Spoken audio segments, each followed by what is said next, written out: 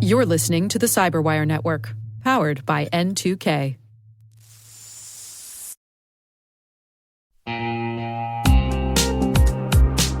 Meet Mimecast. They're in the business of taking companies at risk of cyber attack and putting them at ease. Picture this. It's Monday morning. You're cruising through hundreds of unread emails. Your impulse to promptly click, download, or respond could be a prompt to launch a cyber attack. An email address is a direct digital path to the mind, the machine, and the data of every person in your organization. It needs better security. I know what you're thinking. I'm all set. I have Microsoft 365 protection, Dave. It might not be enough. That's where Mimecast comes in. They've developed a system that fortifies your email security and reduces costs, risks, and complexities, enabling you and your business to work protected. So before you click your next email, visit mimecast.com to start your free 30-day trial.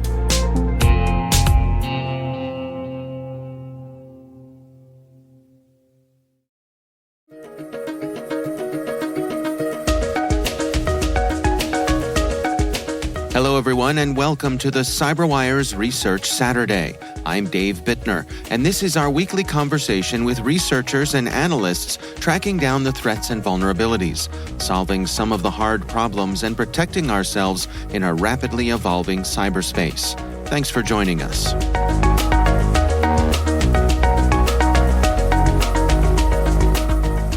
So as part of our daily threat research job, we are analyzing the attack logs from traffic passing through Akamai. In this case specifically, we were hunting for attacks targeting Magento e-commerce platforms. That's Maxim Zavodchik. He's a threat research director at Akamai. The research we're discussing today is titled Xurum, New Magento Campaign Discovered.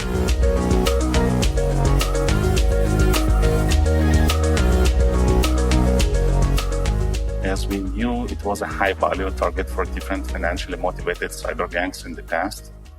So besides the regular opportunistic scans and commercial vulnerability scanner traffic that we often see in our logs, we have also noticed several well-obfuscated HTTP requests targeting some of our e-commerce customers. Well, let's dig into some of the details here. I mean, who exactly do we suppose is behind this, and what are they up to? So, while looking closer at the request payloads, it was clear for us that there is a well-organized campaign going on. Judging by the payload, the attackers seems to have a higher level of sophistication and expertise than the common attackers that we see. It's not clear who is behind this attack, but definitely they possess a lot of Magento developer level knowledge, and we're targeting specific businesses. So for folks who may not be familiar, Magento is an e-commerce platform or utility to allow people to facilitate taking payments on their websites? Yeah, Magento, owned now by Adobe, is a popular e-commerce platform used by many high-traffic shops. And Magento and other e-commerce platforms are a high target for operations or collections of groups called MageGuard in the recent years. Those MageGuard specializes in skimming payment data from customers of online shopping cart systems, primarily Magento. Well, let's dig into some of the details here. I mean, how exactly is this group going after people who are using Magento? Yeah, so actually that was interesting here. So while looking closer at the request payloads, it was clear for us that it's something going on here. So the actual attack chain is initiated by trying to exploit the Magento CVE discovered a year ago and executing obfuscated PHP code. This code was just a bridgehead to fetch a bigger piece of PHP from a server named Xurum. And by the way, the name Xurum we picked for this campaign is after this domain name. So this PHP code has more obfuscated code, which has different exploitation steps. The first one was collecting technical information on the Magento system, such as Magento directories and other information, and also the encryption key used to secure sensitive customer data, such as passwords and payment details. But besides the technical information, the attackers were also collecting payment methods information used in the last 10 days and exfiltrated those to the Xurum server. After exfiltrating this information, they were adding backdoor admin users with the names MageWorks and Mage Plaza, which is interesting because those are very famous Magento extension stores, meaning those threat actors are really familiar with the Magento ecosystem. Once installing those backdoor users, they were creating a Magento component named GoogleShoppingAds, trying to camouflage their intentions. And this specific component was quite interesting because it's not commonly how attackers deploy things. So if someone will try to browse this component, they will get an empty response, nothing. But if you add a special cookie name, such as mojo000, it will fetch an advanced web shell from GitHub. And that's also was surprising because usually attackers reuse different public web shells, but they maintain a copy of a web shell on their own server. While in this case, we have seen those attackers pointing to a GitHub repository.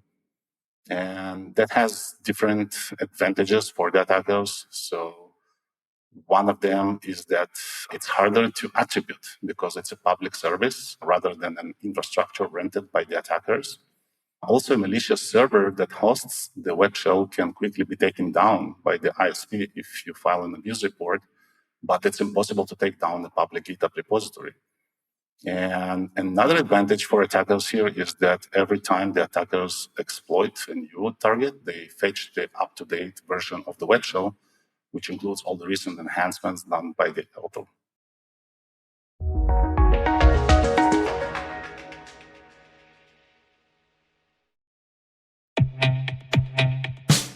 Introducing ArcSite Intelligence by OpenText, an enterprise behavior analytics solution. Intelligence repurposes data you're probably already collecting to uncover patterns of behavior missed by other UBA offerings. With its powerful, unsupervised machine learning models trained continuously and exclusively on your data, Intelligence is your ally in detecting insider threats and novel attacks. No rules to maintain or thresholds to update, just context-rich threat hunting leads. Learn more about ArcSite Intelligence by visiting arcsite.com/cyberwire.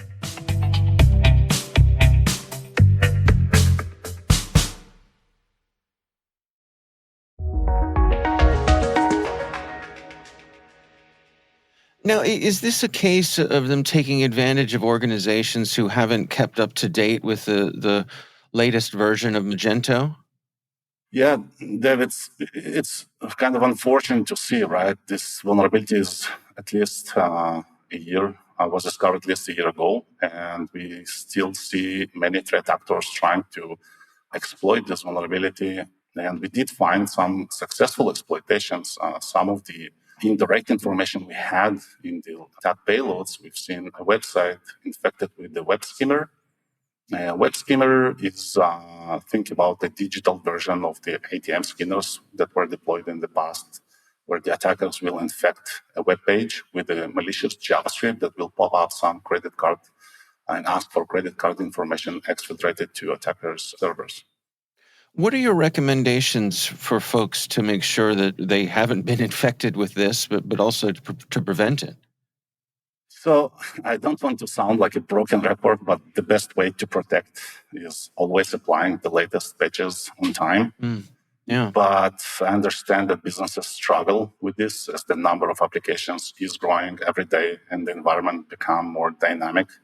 It's really difficult to maintain your assets and understand the exact versions and what are the vulnerabilities there. So I do believe security is in layers. So patching, yeah, definitely that's the best solution, but that's hard. So other complementary methods could be used, such as running daily routines on your database to see whether there are new admin users added, implementing different complementary methods like web application firewall to prevent the initial access vector and the actual CV exploitation, and also client-side inspections to detect skimmers on your website and getting closer to the attacker's business model. How do you rate the sophistication of this group? Yeah, definitely those are not the common attackers. Definitely they show higher level of expertise. On the technical side, I would say, while reading the malicious code, one can clearly see they possess a Magento developer level knowledge and are very familiar with the Magento internals, like the Magento database structure and all the nuances of Magento add-ons. The backdoor users, as I mentioned, that they name and create are after well-known Magento extension stores, Match Plus and Matchworks, which shows their familiarity with the Magento ecosystem. On the operations side, I think they also outstand. And while many campaigns are spraying the internet with exploits, hoping something will stick, those attackers are more patient and carefully picking their targets. I believe that's what helped them to make this operation undetected for so long. Do you have any sense for how widespread this is or what level of success they've had? So it's very difficult for me to tell the exact numbers here because our customers seems to be successfully mitigating those vulnerabilities, those exploit attempts. But it seems like that this campaign was very targeted, so it's not clear how many targets, where the targets was, and how they were profiling their targets. When you look at the big picture here, I mean, organizations like this who are coming after these e-commerce platforms, is that an area where we're seeing growth, or are folks getting on top of this, or are things staying the same? What's your sense? I think the number of applications grow, sophistication grow. We see more attackers joining this party, right, and trying to monetize on the digital assets. But also the defense technology advances and provides more automation, more insights to the defenders.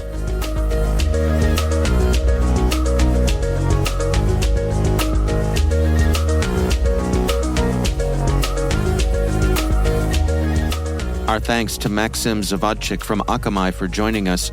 The research is titled Xurum, New Magento Campaign Discovered. We'll have a link in the show notes.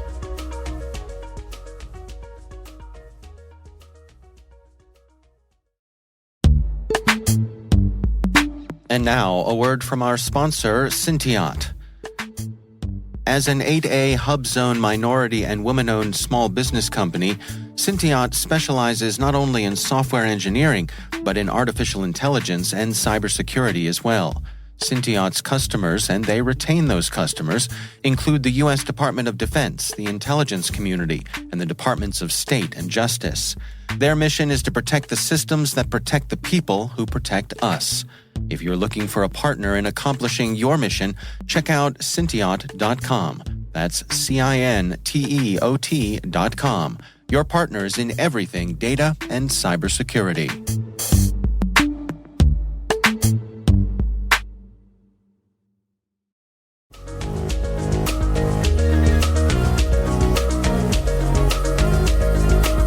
The CyberWire Research Saturday podcast is a production of N2K Networks, proudly produced in Maryland out of the startup studios of Data Tribe, where they're co-building the next generation of cybersecurity teams and technologies. This episode was produced by Liz Irvin and senior producer Jennifer Iben. Our mixer is Elliot Peltzman, our executive editor is Peter Kilpie, and I'm Dave Bittner. Thanks for listening.